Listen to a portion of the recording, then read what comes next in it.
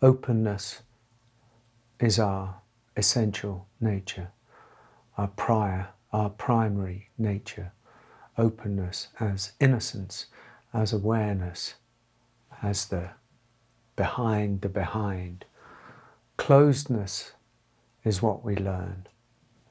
Closedness is the mask, the defendedness, the conditioning, the grievance, the wounding, the hurt, the trouble, the contortions, the shrinkage, the victim, the sense of separation.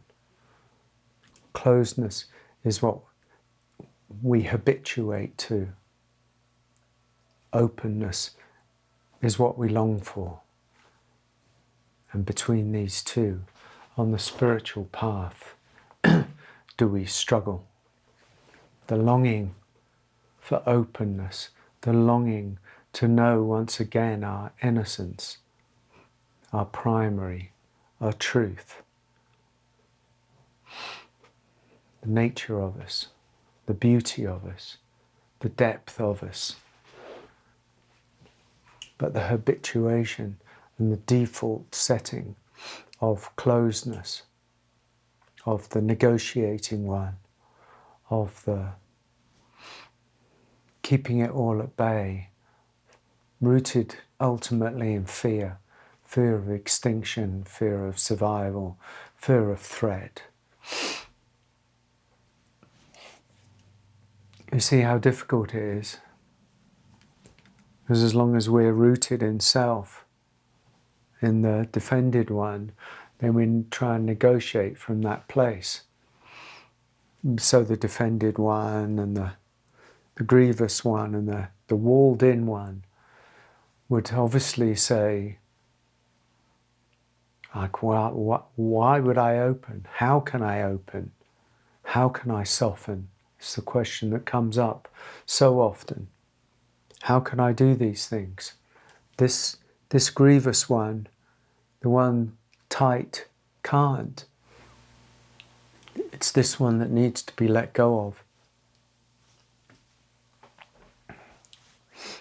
By changing our understanding, by changing the root of our awareness, by seeing that this one, this grievous one, this walled in one, this conditioned one, is not ultimately who we are.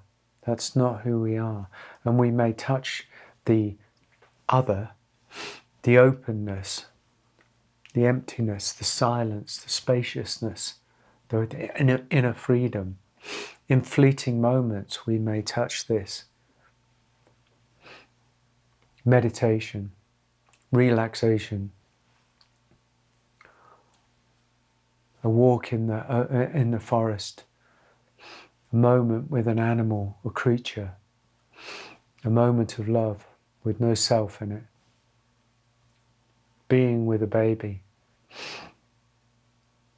looking into the eyes, a beautiful sunset, a moment of epiphany, a moment of falling in.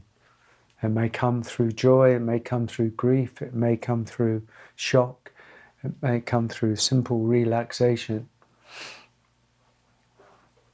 Who knows where it will come, but it's a seeing. And the trouble is that when people see this, they want it again, and then start the search for this state as if we know what it is. And we don't know what it is. But it sets us up on this search for that we think we know what it is. Now I know. Now I can go searching for that. And go searching for that instead of attending to that. The grievous one, the holding one, the tight one. We must face this. It's even though it's not who we are, it's the fiction that we've been for many, many years. We've gotten used to that. That's the me. That's who I am. That's who I became. That's who I've, that's my entire life. That's my structure. That's the way I think. That's the way I feel. That's the way I am. And so there's no spaciousness in that. So how do we do that?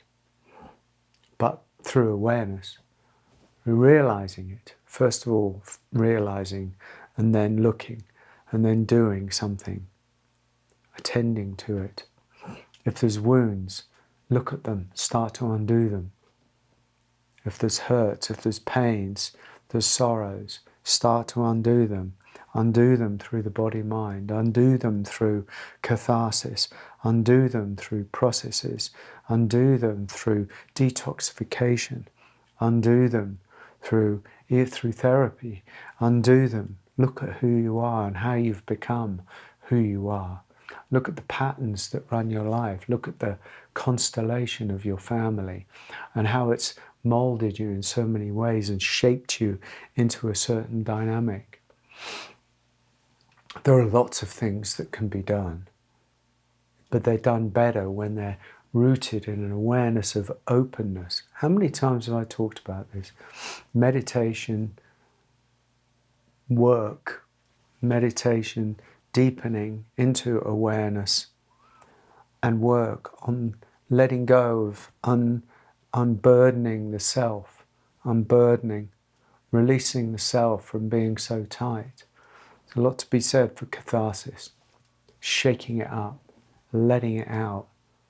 You know, one of the greatest things that I ever did was scream, like really scream, primal screaming, letting it out, letting out the rage, letting out the anger, letting out the hurt, the wound, I'm just almost spewing it out in a good environment, not in the street, not after 10 beers, not in chaos, but actually in love, in conscious doing.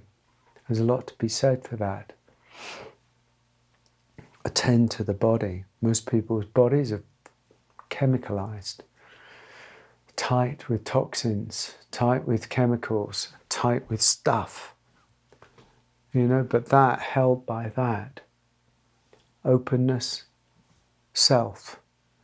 Openness is who we really are, our primal, beautiful nature, the essence of us. Before we're born and after we leave here. And who we are while we're here. The self, the constructed self that we became. It's okay to be, we have to become somebody. You had to become you, right? Who else could you have become? If you could have become someone else, you would have become someone else, but you became this. And you have to find a way of honouring this that you became. It was only through honouring and facing and loving and meeting and accepting and unravelling and unpicking the self that you became that you actually start to find the freedom that joins with the freedom of the openness. But you have to love. At some point you have to love yourself. At some point you have to honour the fact that you are who you are, not somebody else. You might want to be somebody else because we build a whole structure of society on some envy of other people. The fixation with the pop star or the film star or the durdler or somebody else, as if we're not enough and we have to be more. And there's a lot to be said for growing, for that kind of self-actualization, to grow. But you have to have your roots in love, in the recognition of who you are. To value your own existence. To value deeply your own existence is a profound way to harmonize the self and the openness of the essential self. To value deeply, to love deeply, to accept deeply your own existence. Because you haven't got any other existence. And to stop being caught up in the judgment of it or the hate of it or the it's not quite enoughness of it. These are all tantalizing thoughts for the self, but they don't go anywhere apart from, to magnify themselves. So be full of love. Be full of love for yourself. That's not an egoic thing. It's just a falling deeply into a deeper harmony with yourself.